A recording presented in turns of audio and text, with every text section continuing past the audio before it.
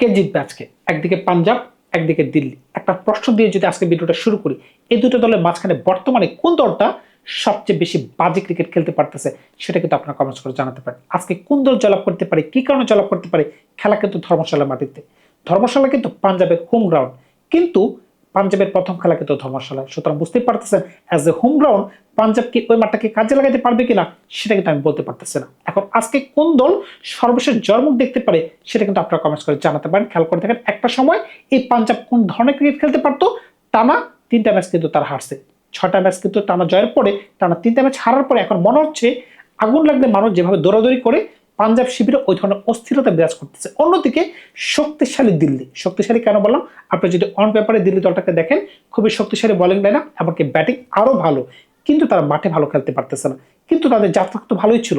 প্রথম 2টা ম্যাচে তারা যে ব্র্যান্ডেড ক্রিকেট খেলতে পেরেছিল, আমার কাছে মনে হচ্ছিল তারা এবছর ভালো কিছু করতে পারবে, কিন্তু তারা হারাই গেছে। সমীর রিজভিও হারাই গেছে প্রথম 2টা ম্যাচে। তিনি আমাদেরকে যে 2টা ইনিংস উপহার দিচ্ছে, আমি মনে করেছিলাম এবছর তিনি অরেঞ্জ ক্যাপ নিলেও নিতে পারবেন। কোথায় অরেঞ্জ ক্যাপ আর কোথায় তিনি চলে গেছেন বুঝতেই পারলাম না ভাই। আপনাদের মনে পড়ে কি এই 2টা দলের মাঝখানে কিন্তু একটা খেলা হয়েছিল, যখন দিল্লি আগে ব্যাটিং করে দিল্লির মাটিতে 264 রান করতে পেরেছিল, ওই খেলায় কিন্তু পাঞ্জাব অনায়াসে জয় পেয়ে যায়। 7 বল হাতে রেখে যদি 264 রান যদি চেস করা যায়, তখন তো বুঝতেই পারতেছেন কতটা ভালো খেলছে পাঞ্জাব। এটার পেছনে মূল কারণ কি ছিল? মূল কারণ ছিল প্রাভসিমরন সিং, প্রায়াঙ্ক আয়ার। এই দুজন প্লেয়ার কিন্তু ভারতের মাঝখানে প্রথম 6 ওভারে 120-এর উপর রান করতে পেরেছিল। এমনকি তাদের ক্যাপ্টেন শ্রেয়াস আয়ার ওই খেলায় 70 বা 75 বা এই ধরনের একটা রান করতে পেরেছিলেন, যার কারণে কিন্তু 265 7 বল হাতে রেখে তারা জয় করতে পারছে। সুতরাং বুঝতেই পারতেছেন তারা কোন ব্র্যান্ডের ক্রিকেট খেলতে পারতো। কিন্তু হঠাৎ করে তাদের মাঝখানে এমন কি হইলো ভাই, বোলিং কিন্তু তারা তখনও খারাপ করতো। বোলিং যদি তাদের খারাপ না হতো তাহলে কিন্তু দিল্লির সাথে 264 রান কিন্তু তারা খায় না। এখন কিন্তু শুধুমাত্র বোলিং খারাপ হচ্ছে না, সে সাথে ফিল্ডিংও খারাপ হচ্ছে, এমনকি ব্যাটিংও খারাপ হচ্ছে। এখন কিন্তু প্রাভসিমরন সিং রান করতে পারতেছে না, প্রিয়াঙ্ক আয়ার রান করতে পারতেছে না, এমনকি তাদের ক্যাপ্টেন শ্রেয়াস আয়ার রান করতে পারতেছে না। কপার করলে একটু ফর্মে আছে, নিচের দিকে কোনো ব্যাটসম্যান কিন্তু ওই ধরনের ছন্দে নেই, শুধুমাত্র মার্কাস স্টোয়নিস একটু ছন্দে আছে। আপনি যদি খেয়াল করে দেখেন লাস্ট ম্যাচটা তারা যে খেললো সানরাইজ হায়দ্রাবাদের সাথে, যখন তার আগে ব্যাটিং করে 235 করতে পেরেছিল, কিন্তু 235 দিন যায়, কোনো মতে তো যাওয়ার কথা না। কারণটা কি, 6 ওভার থেকে 10 ওভারের মাঝখানে যদি পাঞ্জাব 3টা ক্যাচ না ছাড়তো, এমনকি প্রাভসিমরন সিং যদি একটা স্ট্যাম্পিং মিস না করতেন, তাহলে কিন্তু আপনাদের রান কিন্তু ওই পরিমাণ যায় না। সানরাইজ হায়দ্রাবাদের কথা বলতেছি। আপনি খেয়াল করে দেখেন, ঈশান কিষানকে যদি আপনি লাইভ দেন, হেনরিক ক্লাসেনকে যদি আপনি লাইভ দেন, তখন কিন্তু আপনি বুঝতেই পারতেছেন আপনি নিজের পায়ে নিজে কুড়াল মারতেছেন। পাঞ্জাব কিন্তু এই ধরনের বাজে বল করতেছে। পরে ব্যাটিং করে কিন্তু 202 রানে পাঞ্জাব অল আউট হয়ে যায়, একটি বিরাট লজ্জাজনক হার কিন্তু পায়। গুজরাটের সাথে তার কোন ধরনের খেলা খেলছে, ব্যাটিং যে তাদের দুর্বল। খেয়াল করে দেখেন 47 রানে তাদের 5 উইকেট নেই। 8 ওভারে যখন তাদের 47 রানে 5 উইকেট নেই, টপ অর্ডার থেকে যখন কোনো ব্যাটসম্যান রান করতে পারতেছে না, কোন রকমে তারা 160-এর করে পৌঁছাতে পারছে। কি কারণে? শ্রোয়াস নামে একটা নতুন ব্যাটসম্যান ছিল, তিনি ওদের একটা 50 করতে পারছেন। মার্কাস স্টোয়নিসের 40 ছিল, মার্কাস জ্যানসনের 20 ছিল। কিন্তু গুজরাট কিন্তু সহজেই খেলাটাকে জয় করে নেয়। কিন্তু পাঞ্জাবের পতন ঘটছে কোন খেলা থেকে? আপনাদের মনে পড়ে কি, রাজস্থানের সাথে তারা আগে ব্যাটিং করে তার 222 করতে পেরেছিল। তাদের কাছে মনে হচ্ছিল 222 অনেক বেশি রান, কিন্তু আমরা কিন্তু পিচ দেখে বলতে পারতেছিলাম বা কমেন্টেটর বলতে পারতেছিল যে তারা স্লো খেলতেছে। কি কারণে? 12 ওভারে 2টা ব্যাটসম্যান মাত্র 89 রান নিতে পারছিল। কোন 2টা ব্যাটসম্যান? প্রাভসিমরন সিং এমনকি শ্রেয়াস আয়ার। মনে পড়ে কি, এই 2টা ব্যাটসম্যান খুবই স্লো খেলেছিল। কি কারণে? 27 বলে 30 নিয়েছিলেন ওই দিন শ্রেয়াস আয়ার, এমনকি 44 বলে বা 45 বলে 60-এর কাছাকাছি রান নিতে পেরেছিলেন প্রাভসিমরন সিং। খুবই স্লো ব্যাটিং ছিল। এর পরবর্তীতে যখন রাজস্থান ব্যাটিং করতে নামলো, সূর্যবংশী, তারপরে জয়সওয়াল, এমনকি ডেভন ফেরারা, তাদের দুর্দান্ত ব্যাটিং এর কারণে কিন্তু রাজস্থান অনায়াসে একটা জয় পায়।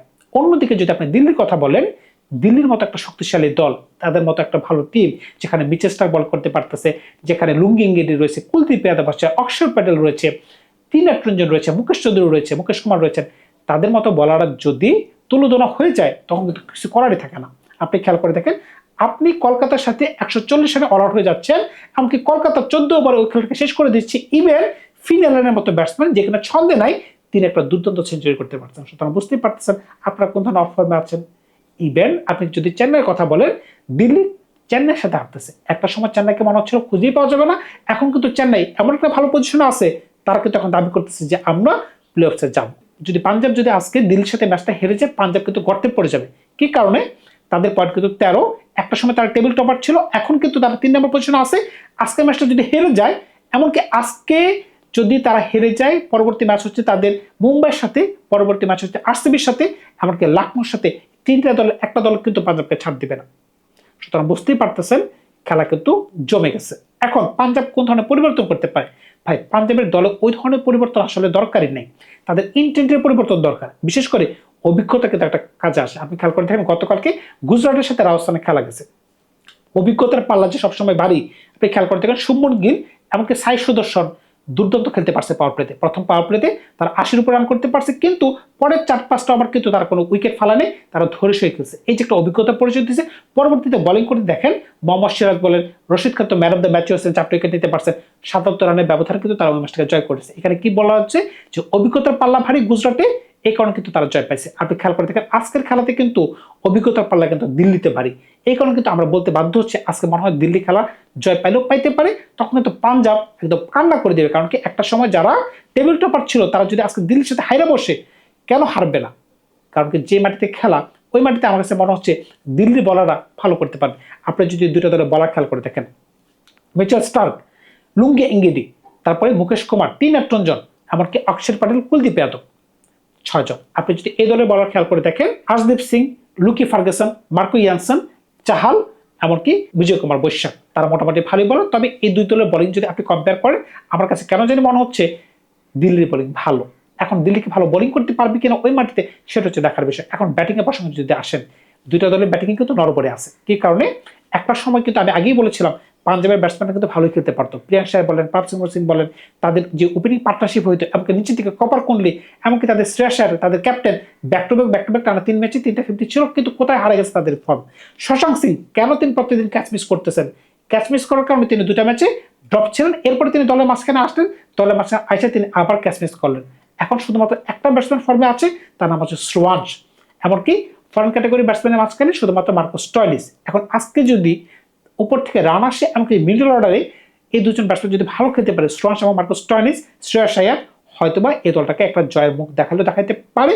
আদারওয়াইজ আমার কাছে কেন জানি মনে হচ্ছে আজকে দিল্লি জয়লাভ করতে পারে। এখন দিল্লির মাঝখানে কিন্তু পরিবর্তন দরকার। আমি কিন্তু বেশ কিছুদিন যাবত বলতেছিলাম পাথর নিশাকা ভালো খেলতে পারতেছেন উপরে, কিন্তু পাথর নিশাকাকে উপরে প্রয়োজন নাই, কারণ কি আপনাদের দলে অভিষেক পুরেল আছে, এমনকি পৃথ্বী শর্মা তো বিধ্বংসী ব্যাটসম্যান আছে, আপনারা কেন বেঞ্চে তাকে বসায় রাখছেন? আপনারা তাকে দলে ঢোকান। আজকে আমি আশাবাদী 100% পাথর নিশাকার জায়গায় হয়তোবা এই ব্যাটসম্যানটা দলের মাঝখানে ঢুকে যাবেন। পৃথ্বী শর্মার কথা বলতেছি, এমনকি মিডল অর্ডারে অবশ্যই আমরা ডেভিড মিলারকে দেখতে পাবো। ডেভিড মিলারের মতো বিধ্বংসী ব্যাটসম্যানকে যদি আপনারা বেঞ্চে বসায় রাখেন, তখন কিন্তু আপনার মিডল অর্ডার কিন্তু খুবই দুর্বল। আপনি যদি মনে করেন সমীর রিজভী আপনাকে ম্যাচ জিতাই দিবে, অক্ষর প্যাটেল আপনাকে ব্যাটিং করে ম্যাচ জিতাই দিবে, নীতিশ রানা আপনাকে ম্যাচ জিতাই দিবে, হচ্ছে না। কিন্তু একটা দিন স্টাফস ফেল করে গেছে, আপনাদের মিডল অর্ডারে একদম ধস নেমে গেছে কলকাতার সাথে যে ম্যাচটা। আপনি যদি ওই দিনের ব্যাটিং গ্রাফ খেয়াল করে দেখেন, 6 থেকে 2 রান আছে, 1 রান আছে, এরকম ওভারের সংখ্যা খুবই বেশি। ভাই ওই দিন এতটা বাজে ব্যাটিং তারা করছে কলকাতার সাথে, কোনো ধরনের স্পিন বল তারা খেলতেই পারতেছে না। এখন আজকের যেহেতু পিচটা হচ্ছে ধর্মশালা পিচ, ওই পিচে কিন্তু বাউন্স খুবই উৎপন্ন হবে। বাউন্স যেহেতু উৎপন্ন হবে, মার্কো ইয়ানসন এখানে খুবই ভালো ভূমিকা পালন করতে পারবেন।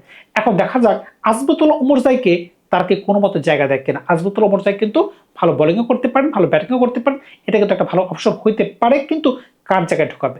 লুকি ফার্গুসন ভালো বোলিং করতে পারতেছে না, এক্সেল বার্টন ভালো বোলিং করতে পারতেছে না। এখন আজমতুল্লাহ উমরজাই কিন্তু টুকটাক ভালো বোলিং করতে পারেন, এখন তিনি টুকটাক ভালো বোলিং করতে পারেন, কিন্তু ব্যাটিংয়ে কিন্তু তিনি আবার দুর্দান্ত। এখন যদি পাঞ্জাব যদি চিন্তা করে যে না আমাদের ব্যাটিংটাকে আমরা আরো বেশি শক্তিশালী করবো, এই একটা পরিবর্তন কিন্তু করতে পারে। আদারওয়াইজ তেমন কোনো পরিবর্তন কিন্তু আমি খুঁজে পাচ্ছি না, তেমন করার সুযোগও নাই। অন্যদিকে দিল্লি ইচ্ছা করলে শুধুমাত্র উপরে পৃথ্বী শোকে ঢুকাইতে পারতেছে, তেমন পরিবর্তন তাদের মাঝখানেও নাই।